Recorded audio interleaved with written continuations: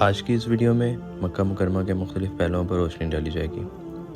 اس video کو دیکھنے کے بعد آپ کے ذہن میں اس مقدس شہر کی ایک مکمل تصویر اجاگر ہو جائے گی انشاءاللہ۔ آج کی اس ویڈیو میں ایسے تاریخی واقعات بیان کروں گا جن کا مکہ مکرمہ کے وجود، تقدس اور دینی مقام اور مرتبہ کے لحاظ سے براہ راست تعلق ہے۔ سب سے پہلے آپ کو مکہ مکرمہ کو حرم قرار دینے، حرم کی حدود اور اس کی حرمت کے بارے میں بتاؤں گا۔ احادیث مبارکہ کی روشنی میں مکہ مکرمہ کی فضیلت بیان کروں گا، مکہ مکرمہ کے مختلف نام اور ان کے مطلب بیان کروں گا۔ سیدنا ابراہیم و اسماعیل کا مکہ مکرمہ سے تعلق اور اس کی حرمت و آبادی کا ذکر کروں گا۔ اس کے علاوہ چونکہ مکہ مکرمہ کا تقدس اور مقام و مرتبہ کعبہ شریف کی وجہ سے ہے، اس لیے اس ویڈیو کا سب سے بڑا عنوان کعبہ شریف ہے۔ کعبہ کی تعمیر، ابتدا، حضرت حاجرہ اور سیدنا اسماعیل کا تعلق، مختلف ادوار میں تعمیر و تجدید، اس کی خدمت و حفاظت پر بحث کریں گے۔ علاوہ ازیں اس کے اطراف میں دیگر مقدس مقامات یعنی مقام ابراہیم، حتیم، حجرہ اسود اور مقام ملتزم، اور اس کے علاوہ بات کریں گے بیر زمزم کی ابتدا، تجدید، فضیلت کا ذکر بھی کیا جائے گا اور کیسے ایک عورت کو شفا ملی اور اس کا واقعہ بھی اس میں بیان کیا جائے گا۔ تو چلیے اپنی ویڈیو کا باقاعدہ آغاز کرتے ہیں۔ بسم اللہ الرحمن الرحیم۔ امید آپ سب لوگ خیریت سے ہوں گے۔ تو آئیے بڑھتے ہیں ویڈیو کے مین ٹاپک کی طرف۔ تو سب سے پہلے مکہ مکرمہ کی اہمیت اور اس کا دینی مقام و مرتبہ۔ بلد حرام مکہ اللہ تعالیٰ اور رسول اللہ صلی اللہ علیہ وآلہ وسلم کو سب شہروں سے زیادہ محبوب ہے، مسلمانوں کا قبلہ اور ان کی دلی محبت کا مرکز ہے، حج کا مرکز اور باہمی ملاقات و تعلقات کی ماچا گاہ ہے۔ روز اول سے ہی اللہ تعالیٰ نے اس تعظیم کے پیش نظر اسے حرم قرار دے دیا تھا۔ اس میں کعبہ ہے جو روئے زمین پر اللہ تعالیٰ کی عبادت کے لیے بنایا جانے والا سب سے پہلا گھر ہے۔ اس قدیم گھر کی وجہ سے اس علاقے کو حرم کا درجہ ملا ہے اور اس کی ہر چیز کو امن و امان حاصل ہے، حتیٰ کہ یہاں کے درختوں اور دوسری خرد و نباتات کو بھی کاٹا نہیں جا سکتا، یہاں کے پرندوں اور جانوروں کو ڈرا کر بھگایا نہیں جا سکتا۔ اس جگہ کا ثواب دوسرے مقامات سے کئی گنا افضل ہے، یہاں کی ایک نماز 1,00,000 نماز کا درجہ رکھتی ہے۔ مکہ مکرمہ کو عظمت، حرمت اور ایمان سب کچھ کعبہ کی برکت سے ملا ہے۔ فرمان باری تعالیٰ ہے، سورۃ آل عمران آیت نمبر 97 کا ترجمہ، جو شخص اس حرم میں داخل ہو جائے امن والا ہے۔ اللہ سبحانہ و تعالیٰ کی عظمت و تقدس کا اظہار کے لیے اس کی قسمیں اٹھاتا ہے، فرماتا ہے، ترجمہ، مجھے اس شہر کی قسم، سورۃ البلد۔ اس کے علاوہ اس کی تقدس اور عظمت کا اندازہ ان احادیث جامع ترمذی کی حدیث 3925، سنن ابن ماجہ کی حدیث 3108 سے لگایا جا سکتا ہے کہ رسول اللہ صلی اللہ علیہ وسلم نے اسے مخاطب کرتے ہوئے فرمایا تھا، یعنی حرم کو، مکہ کو، کہ اللہ کی قسم تو اللہ تعالیٰ کی زمین میں بہترین جگہ ہے اور اللہ تعالیٰ کو محبوب ترین ہے، اگر مجھے تجھ سے زبردستی نکالا جاتا تو میں کبھی نہ نکلتا۔ اس کے علاوہ حضرت قعب احبار رحمۃ اللہ علیہ نے فرمایا، یہ بہکی حدیث یعنی تحقیق شب الایمان کی ایک حدیث میں ہے، اس کا ترجمہ، اللہ تعالیٰ نے شہروں کو چنا تو سب سے زیادہ بلد حرام کو پسند فرمایا۔ مکہ حرم ہے اور مکہ کی حدود۔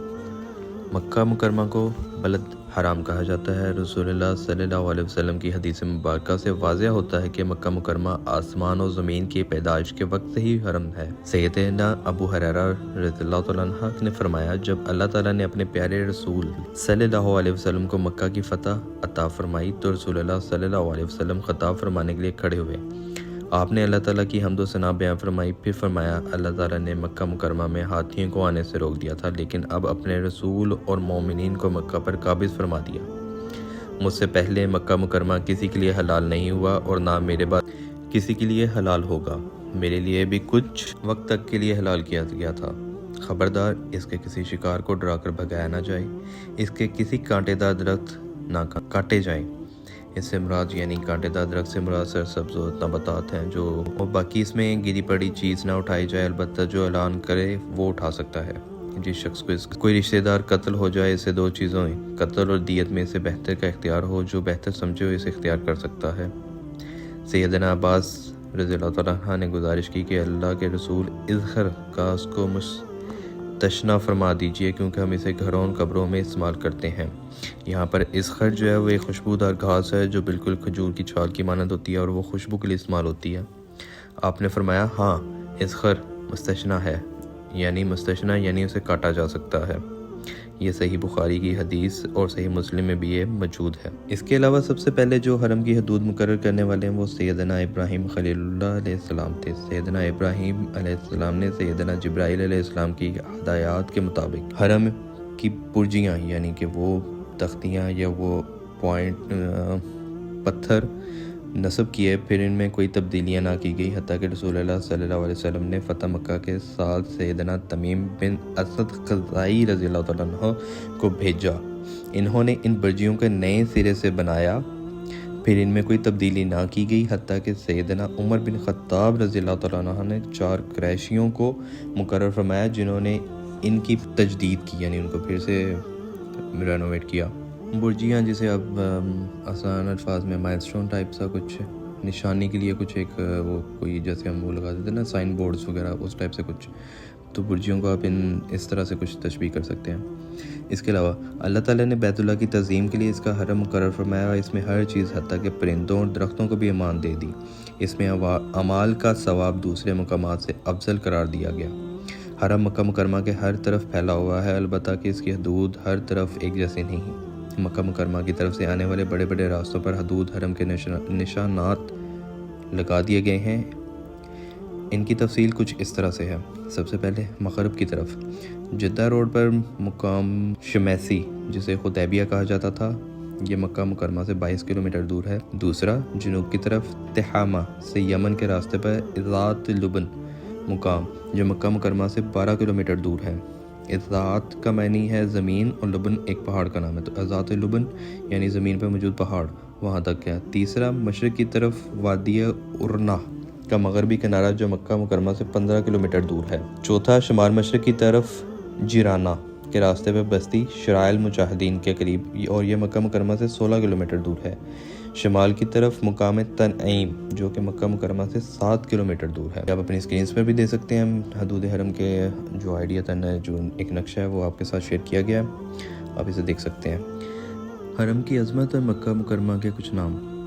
اللہ تعالیٰ نے سورۃ آل عمران کی آیت نمبر 97 میں کچھ اس طرح سے بیان کیا کہ جو شخص اس حرم میں داخل ہو جائے وہ امن والا ہو جاتا ہے۔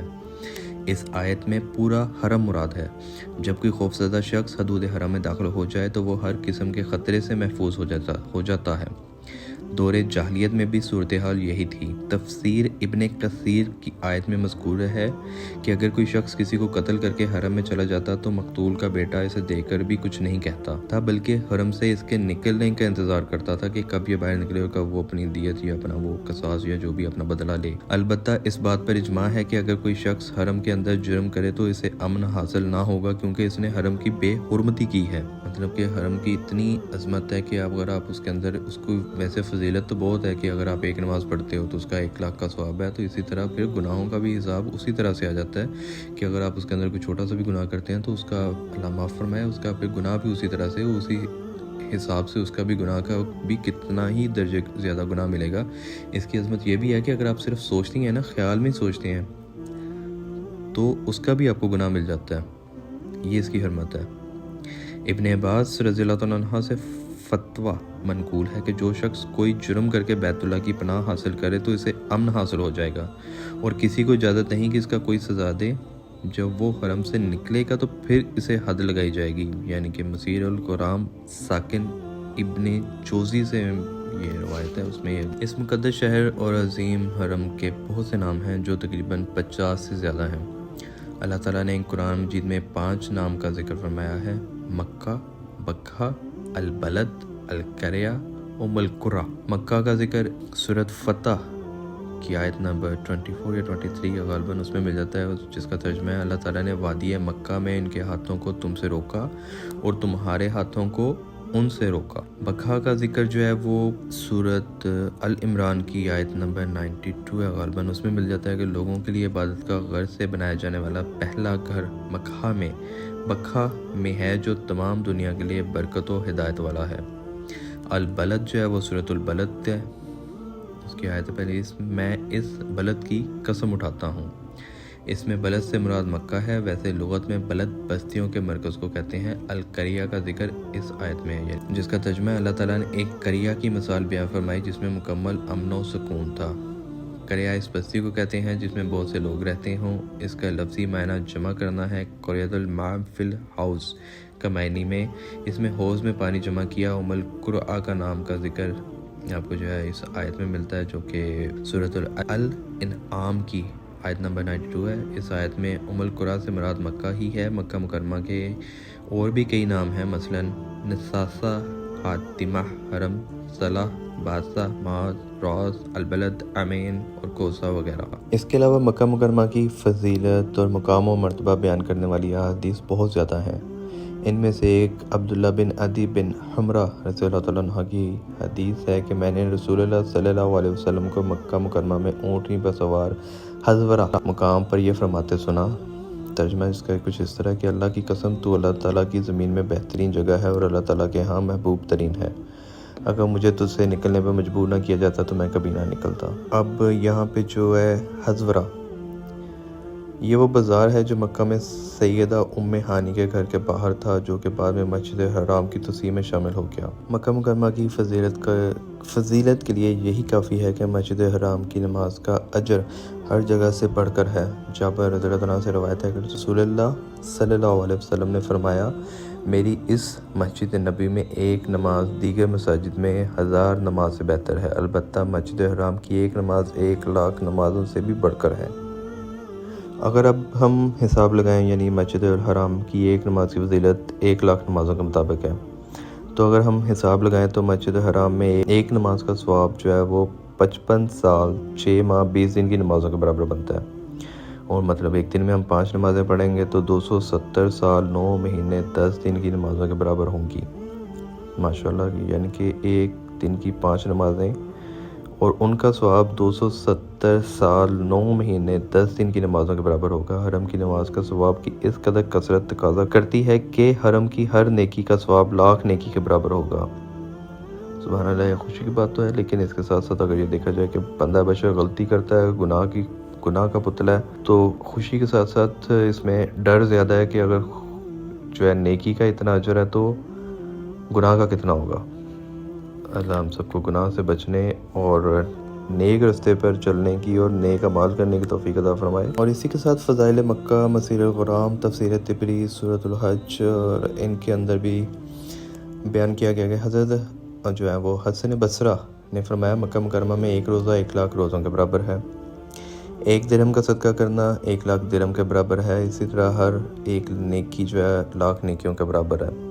بات وہیں آ جاتی ہے گناہوں کا بھی، پھر آپ کو جو ہے وہ سوچ سمجھ کے گناہوں سے پرہیز کرے، گناہوں سے بچائے. میرا عمل خالص جو ہے وہ اللہ تعالیٰ کی رضا کے لیے ہو. یہ نہ ہو کہ میں بھائی اب 1 نماز پڑھوں گا تو 1,00,000 نمازوں کا ثواب ملے گا. ہاں چلو میں خالصاً اللہ تعالیٰ کے لیے ہو، رسول اللہ علیہ وسلم کی پیروی اور ان کی جو ہے ان کے بتائے ہوئے راستے پہ چلنا ہو. اس کے ساتھ ساتھ مسلمانوں کے لیے ضروری ہے کہ وہ مکہ مکرمہ میں ہر گناہ سے بھی پرہیز کریں، کیونکہ یہاں جس طرح نیکیوں کا ثواب بڑھتا ہے اس طرح گناہوں کا بھی عذاب بڑھتا ہے. مجاہد رحمۃ اللہ علیہ نے فرمایا مکہ مکرمہ میں جس طرح نیکیاں بڑھتی ہیں گناہ بھی بڑھتے ہیں. امام احمد بن حنبل سے پوچھا گیا کیا برائی کا گناہ 1 سے زائد لکھا جاتا ہے؟ انہوں نے فرمایا نہیں، البتہ مکہ مکرمہ کی عظمت کے پیش نظر وہاں زائد لکھا جاتا ہے. سیدنا ابن مسعود رضی اللہ تعالیٰ عنہ نے بھی اسی طرح فرمایا تھا کہ اگر ادنی البین میں کوئی شخص کسی شخص کو بیت اللہ میں قتل کرنے کا ارادہ کرے تو اللہ تعالیٰ اس کو دردناک عذاب چکھائیں گے. اللہ ہمیں ہر قسم کے گناہ سے یہاں پہ بچنے کی توفیق دے اور ہمیں ہر طرح کے گناہوں سے یہاں پر محفوظ رکھے، اور ہمیں نیک عمل کرنے یہیں پہ نہیں پوری دنیا میں ہم کہیں پہ بھی ہیں، اپنی کنٹری میں بھی ہیں، تو ہمیں گناہوں سے بچائے اور ہمیں نیک راستے پر آپ نے پیارے حبیب حضرت محمد صلی اللہ علیہ وسلم کے بتائے ہوئے دین پر اور اس کے بتائے ہوئے راستے پر چلنے کی توفیق دے. اور اس کے علاوہ مکہ مکرمہ کی جو رہائش ہے وہ مستحب ہے، کیونکہ اس میں نیکیاں اور طاعت بڑھتی ہے. سلف و خلف ائمہ میں سے بے شمار حضرات نے مکہ مکرمہ کی رہائش اختیار کی ہے. مکہ مکرمہ کی رہائش کا استحباب کی سب سے بڑی دلیل یہ ہے کہ نبی کریم صلی اللہ علیہ وسلم نے اس کی خواہش فرمائی، اور سیدنا بلال رضی اللہ تعالیٰ عنہ نے اپنے اشعار میں مکہ مکرمہ دوبارہ جانے کی تمنا کی تھی. صحیح بخاری کی حدیث نمبر 3926 یا 62 میں یہ ہے. काबा शरीफ की तारीख़ सूरतुल माइदा की आयत नंबर 97 में अल्लाह सुब्हानहू व तआला ने इस तरह से फरमाया है, अल्लाह ताला ने हुर्मत वाले घर काबा को लोगों के क़याम का ज़रिया बनाया। काबा अल्लाह ताला का काबिल एहतराम घर है जो मस्जिद हराम के दरमियान में वाक़ है। इसे काबा कहने की वजह अल्लामा अज़रकी ने अबू नजीह के हवाले से यूँ बयान किया है कि इसका नाम काबा इसलिए रखा गया कि ये टखने की तरह बाकी ज़मीन से ऊंचा था, इसलिए इसे मरबा भी कहा गया है। अकरमा और मुजाहिद का यही कौल है क्योंकि जब चादर की 4 तहें लगा दी जाएँ तो इसे अरबी में मक़ब चादर कहा जाता है। दूसरा कौल ये है कि इसके बुलंद नुमायाँ होने की वजह से इसे काबा कहा जाता है। इसे बैत अतीक भी कहा जाता है क्योंकि अल्लाह ताला ने इसे काफिर बादशाहों से आज़ाद रखा है। सैयदना अब्दुल्ला बिन ज़ुबैर से रवायत है कि नबी करीम सल्लल्लाहु अलैहि वसल्लम ने फरमाया, तर्जमा, काबा को बैत अकीक इसलिए कहा गया है कि कोई काफिर बादशाह इस पर काबिज़ नहीं हुआ। जामे तिरमिज़ी की हदीस 3170 के मुताबिक ये जो मैंने अभी आपको बयान किया है कि नबी करीम सल्लल्लाहु अलैहि वसल्लम ने फरमाया, ये वो हदीस है। इसी के साथ पार्ट 1 का इख्तिताम करते हैं। उम्मीद है आपको वीडियो पसंद आई होगी। इसमें कई ऐसी बातें होंगी जो आपको पहली दफ़ा पता चली होंगी। अगर आपको वीडियो पसंद आई है तो कमेंट बॉक्स में अपनी राय का इजहार करें और अपने से फ्रेंड सर्कल में सदका सारिया समझ कर शेयर करें। और मज़ीद ऐसी इंफॉर्मेटिव वीडियोस देखने के लिए या इसका पार्ट 2 देखने के लिए चैनल को सब्सक्राइब कर लें। बेल के आइकन को ऑल पे क्लिक कर लें ताकि जैसे ही नई वीडियो अपलोड हो उसका नोटिफिकेशन सबसे पहले आप तक पहुँचे। तब तक के लिए इजाज़त दीजिए। अल्लाह हाफिज़।